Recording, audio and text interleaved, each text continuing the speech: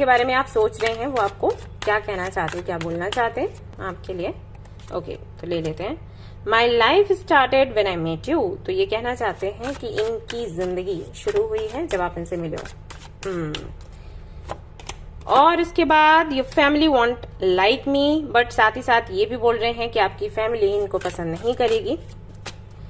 अगला मैसेज क्या है? They are waiting for you.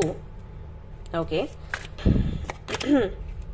You are wrong, you matter, I sometimes wonder if you care. Okay, तो इनको लगता है ये काफी केयरिंग है और ये आपको काफी ज्यादा पसंद करते हैं, लेकिन ये श्योर नहीं है कि आप इनको पसंद करते हो या फिर नहीं, या इनके लिए स्टैंड लोगे या फिर नहीं, फैमिली को कन्विंस करोगे या फिर नहीं।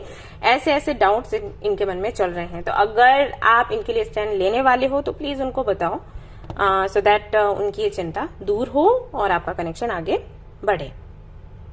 ओके।